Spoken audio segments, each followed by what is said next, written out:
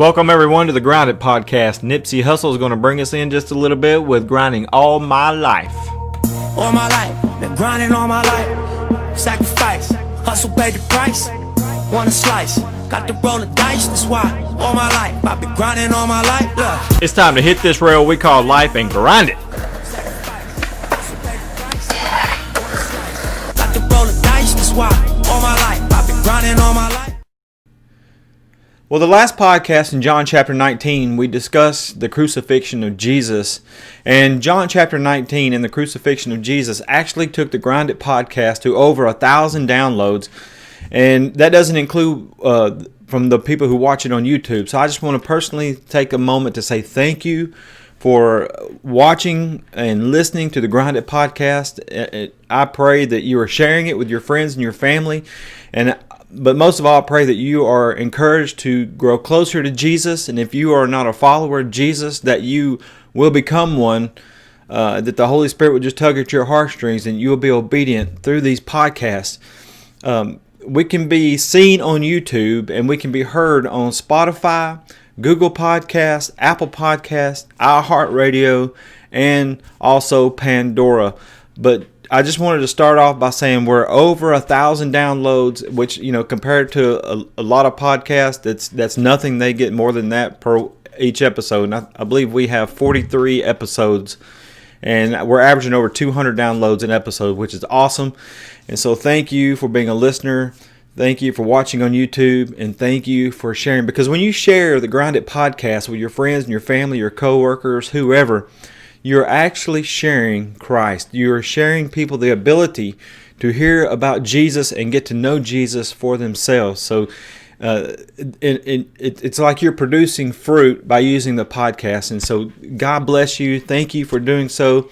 And I pray that you will continue to be a listener, to watch on YouTube, and to share the Grounded Podcast.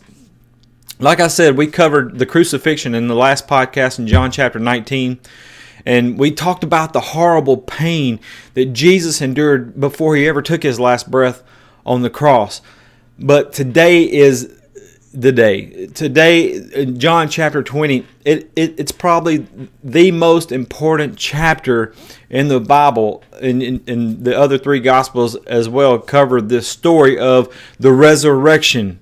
This is the absolute greatest event that has ever happened in our history. The resurrection of Jesus Christ. The disciples have watched him die on the cross. His followers, his close friends, they have seen him take his last breath. They saw Joseph of Arimathea and Nicodemus preparing the body and putting it in that tomb, and that stone sealing up the tomb. And all was doom and gloom for these guys and for these women until today. In John chapter 20, 3 days has passed since Jesus has died on the cross. And today is the day that he rises victorious over sin, hell, and death. There's a song, an old hymn that I've sang all my life, especially growing up in a certain church. But we sang this a lot. Because he lives, I can face tomorrow, right?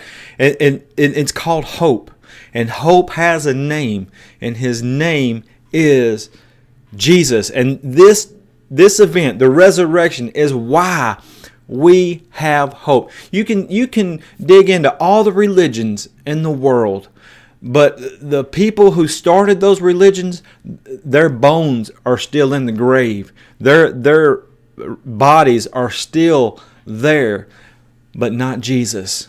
The tomb where they placed his body was empty, and is empty for a reason, because he had to die on the cross. He told his disciples and his followers over and over again. They just didn't get it. They just never could comprehend or grasp the concept of the death, burial, and resurrection. But Jesus had to die so that he could pay the penalty for our sin. And he had to rise again to be victorious, to be that sacrificial lamb, that he could make us friends again, or he could reconcile us back to God. He paid our sin debt on the cross.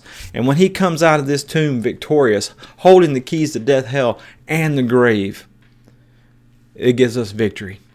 And we have hope. And that's why, and I'm a victim of this as well. My dad committed suicide when I was 3 years old, but it pains me, it hurts me when people commit suicide, because what they're doing is they're saying, I've lost all hope. There's nothing else out there. But beloved, there's so much more. If you would just give Jesus a try, give Jesus a chance, he is hope. And what I want to do this just starting off is I want to read the first 2 verses of John chapter 20. It says, early on Sunday morning, while it was still dark, Mary Magdalene, she came to the tomb, and she found that the stone had been rolled away from the entrance. She ran and she found Simon Peter and the other disciple, which would be John. John just does not want to name himself here, so he's just saying, and that other disciple, the one whom Jesus loved. And she said, they have taken the Lord's body out of the tomb, and we don't know where they've put him.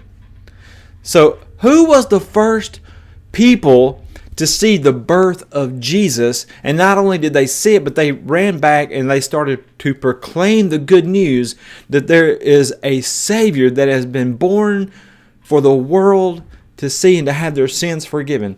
God used shepherds to do that. Shepherds were the first to see the birth of Jesus. They were the first to arrive and to see this baby that God says he is Emmanuel. He is God with us. And a shepherd or shepherds, they were considered unclean. And God used unclean people to share the great joy, the great message of the birth of Jesus. And now here it is, resurrection morning, and Mary Magdalene is a woman. And women, even though they have come a long way since the Bible days, but in the Bible, women were not highly favored. They were not very well looked upon. They, for whatever reason, just they had a place in society, and that was about it. And many times when you read the Bible, it'll say men, men, men. Just like, for instance, when they had the feeding of the 5,000, it says the number of men were about 5,000. They didn't even count the women and the children. So we've come a long way since Jesus. But even Jesus, he exalted women. He gave women notoriety and such as that. And you can see this is a perfect example right here, because Mary Magdalene was a woman who Jesus had cast out many demons out of, and she had become a close friend to Jesus and with Jesus. And so she is going to visit the tomb. And John says, we'll mention this in a minute, but John says while it's still dark, she goes to visit the tomb. She's going to pay her respects to the body of Jesus. She has just lost her best friend, and it's been 3 days because they had to shut everything down because of the Sabbath and the Passover. And so she hasn't been able to visit the tomb or the grave. And so she goes to visit the tomb, and there's a problem here. The tomb is empty. The stone has been rolled away, and the tomb was empty. And so she runs back and she finds Peter and John, and she tells them the news. And so they take off running to the tomb. Listen to this. In John chapter 20, verses 3 through 10, it says, Peter and the other disciple, that'd be John, started out for the tomb. They were both running, but the other disciple outran Peter and reached the tomb first. He stooped down and he looked in, and he saw the linen wrappings lying there, but he didn't go in. Then Simon Peter arrived and went inside. He also noticed the linen wrappings lying there, while the cloth that had covered Jesus' head was folded up and lying apart from the other wrappings. Then the disciple who had reached the tomb first also went in, and he saw and believed. For until then they still hadn't understood the scriptures that Jesus must rise from the dead. And then John says in verse 10, they went home. So John outruns Peter to the tomb, but he doesn't go inside. He kind of respectfully doesn't go in, and he kneels down and he just hangs out at the doorway. And he must have been a fast runner, or Peter's just super slow. But Peter finally catches up. But Peter doesn't stop at the doorway. Just showing his boldness the way he always has ever since he's been a part of Jesus' group of 12 disciples or apostles. When Peter gets there, he goes straight inside, and he sees the grave clothes lying there, and he sees the wrap that had been around Jesus' head, and it's neatly folded, and it's laying separate from the other grave clothes. And John says that they believed. And so my question is, what did he believe? And John specifically points it out here that they did not comprehend that Jesus had to be resurrected, that he would rise again on the third day. And so I believe what John is saying that they believed was Mary's story. Because Mary was the first one, just like the shepherds were the first to visit, the unclean shepherds were the first to visit the baby Jesus and announce his birth to the world around them. Here is a woman who is, first of all, is a woman, and they weren't looked well upon in the Bible days. But not only was she a woman, but she was a woman who had a lot of demons at one time. She was crazy. People were scared to death of this woman. And so maybe they were just, kind of thinking she's lost her mind again. And so they run to the tomb to see for themselves, is the stone really rolled away? Is the body really gone? What's going on? And so John gets to the tomb first. Peter arrives. They both go in and they believe. And what I believe, or what I think they believe, is Mary's story, that the body is now gone. They have taken the Lord's body out of the tomb, and we don't know where they've put him, she says.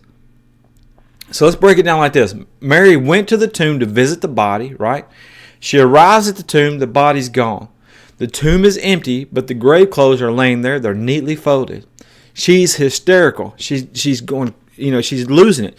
And so she runs back to tell the others that the body is missing, and that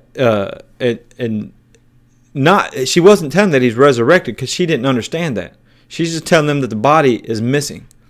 And so Peter and John, they hear the message. They didn't believe her, so they go see it, because that's what we do. We want to see things for ourselves. We don't believe people's story, especially in today's time with all this fake news going on. We want to see it for ourselves. We want to be able to reach out and touch it with our own hands. So we want first-hand knowledge. We don't want somebody else's version, because they could be wrong.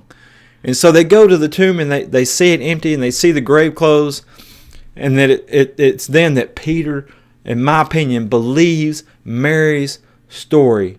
Not that Jesus is resurrected, because John specifically made it a point to say that they did not understand that Jesus had to be raised from the dead. But in my opinion, he believed Mary's story, that she's not crazy, that she's not hallucinating or dreaming or whatever, whatever. They believed because they see it for themselves. They see the empty tomb. And John says that they went home. We'll pick up with that when we come back from break. My name is Dinah Grace Hawk, and I started a movement of empowerment. I focus on Revelation 12:11, which states that we will overcome, conquer, and defeat him by the blood of the Lamb and the word of our testimony. And we will not love our own lives, even unto death. See, sharing testimony squashes pride. It empowers, it strengthens, it encourages, and it heals. This whole movement is focused on sharing our testimony, our walk with the Lord, how he's using us in this life to empower others to do the same. By doing this, we will overcome anything that this world can throw at us, because we are covered by the blood of the Lamb. Every week from now till the end of the year, I'll be highlighting a different woman in the ministry, and they're going to share their testimony. Tune in every Saturday at 7 p.m. Eastern, either on Facebook or Instagram at Dinah Grace Hawk, and you get to be a part of this movement too. I'll see you there.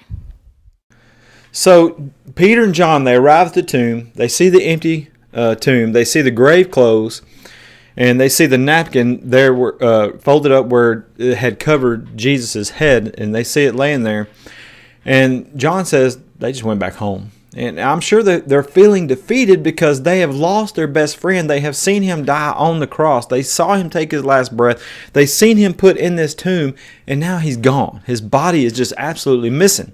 And they're just wondering, what in the world is going on? This guy has told us that he is the Son of God, that he is from God, that he is the Messiah, the one who we've been looking for a long, long time.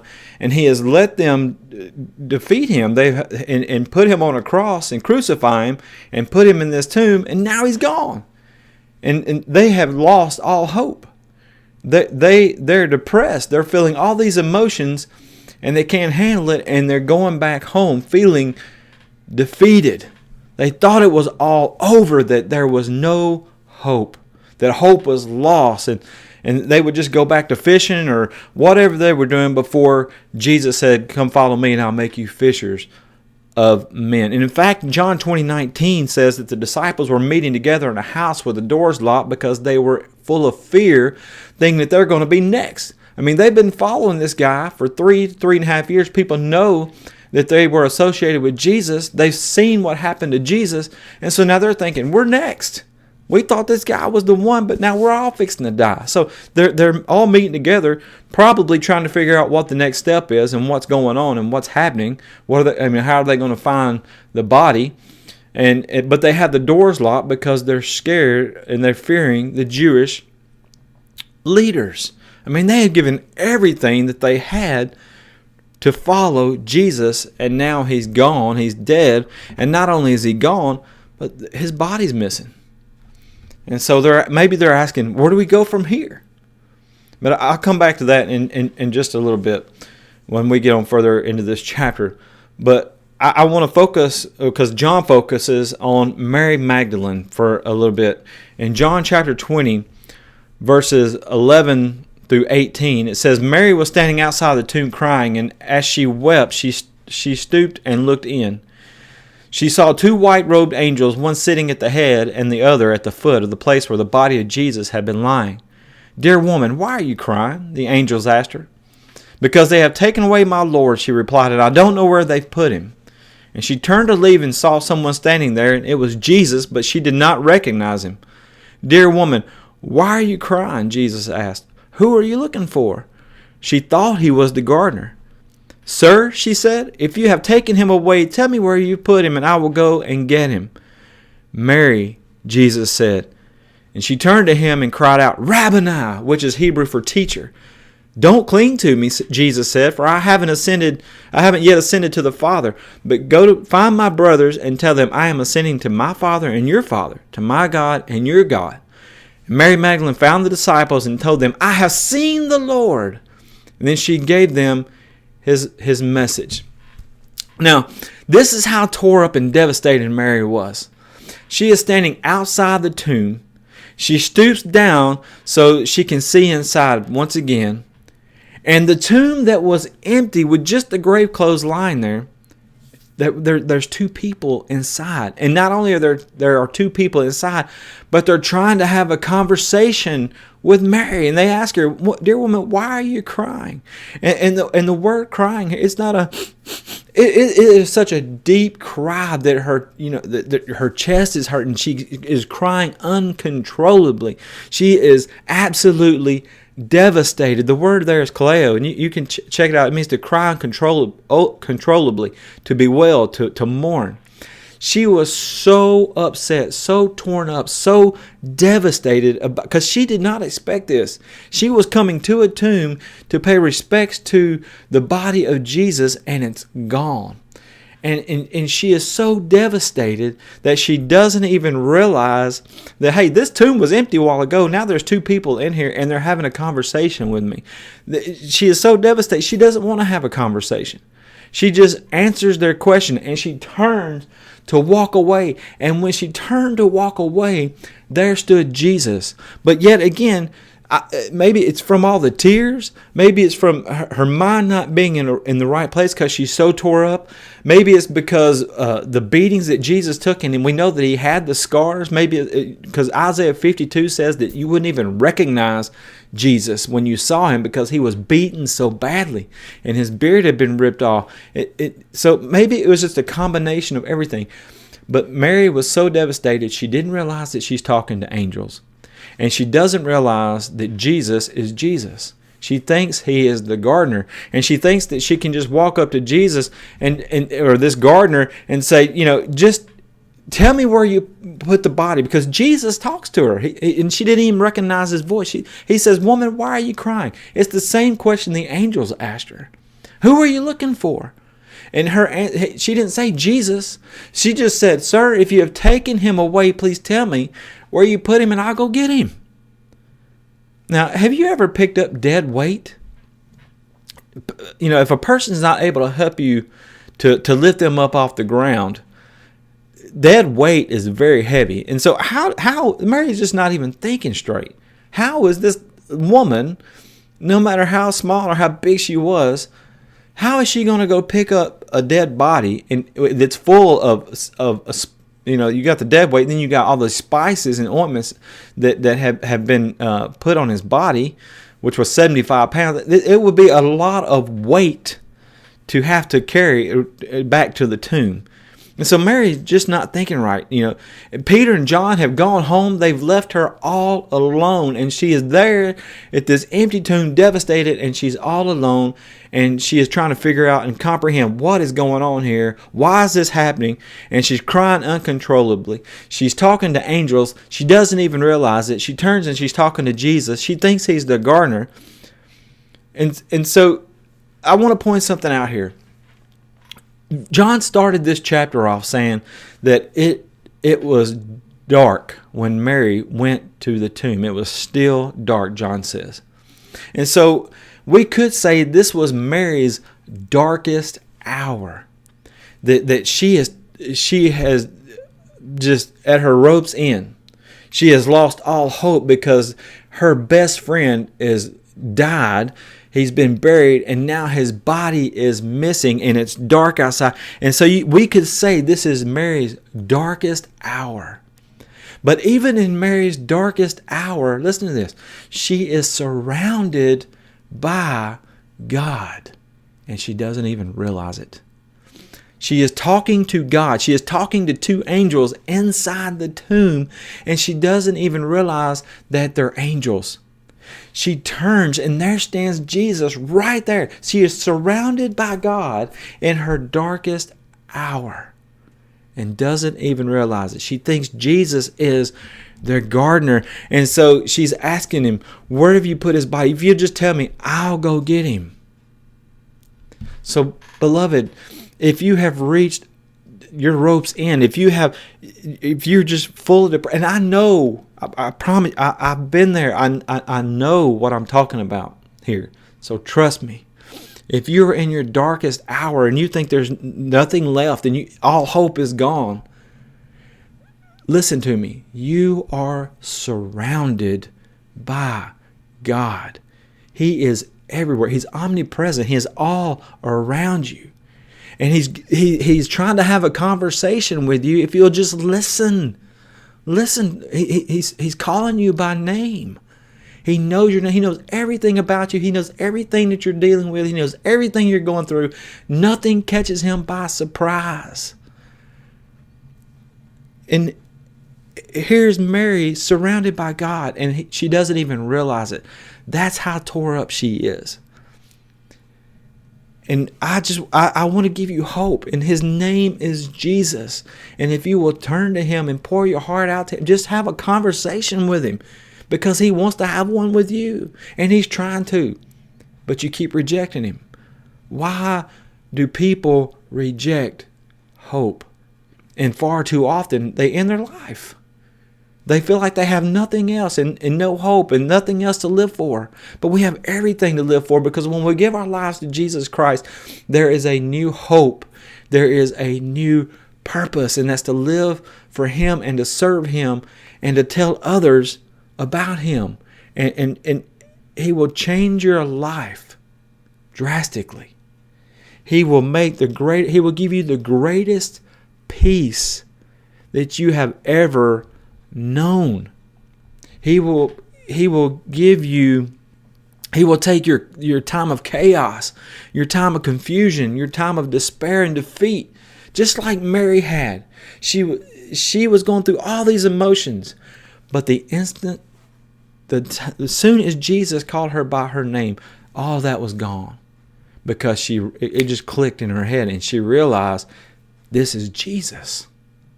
This is Jesus. He's hope.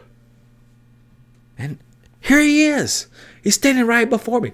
And if you would give Jesus just a try, he will give you hope. He will give you peace like you've never, ever can imagine. Mary didn't realize that she was surrounded by God in the midst of her darkest hour, but he was there the whole time. She was not left alone. Even though Peter and John, they took off back home, devastated, because she was right. The tomb was empty. Mary was not alone. God was there the whole time. And she's talking to these two angels. And there's Jesus, and she's talking to Jesus, and she doesn't even realize that she was surrounded by God. And I just want to remind you that you are precious in the sight of God, and he wants to have a relationship with you.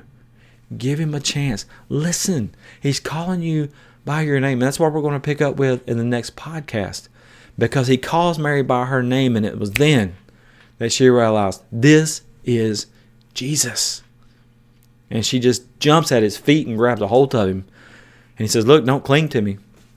But we'll get into that next time. But it's like she's saying, you ain't going nowhere this time, dude. We thought we lost you. And Jesus says, I'm here. It's me.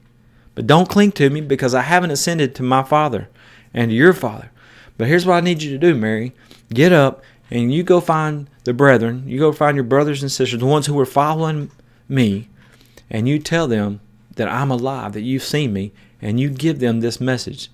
And that's exactly what she does. She gets up and she runs back and she finds the others and she says, I have seen the Lord. And she tells them his message. There is hope, and hope has a name. His name is Jesus. I pray that you find that hope before it's too late. God bless you. Thank you for listening to the Grind It Podcast today. You can send any questions or comments to grinditpodcast@gmail.com. Please join us next time, and when a challenge comes your way, just grind it. Been grinding all my life, sacrifice, hustle paid the price, want a slice, got to roll the dice, that's why all my life, I've been grinding all my life, look, all my life.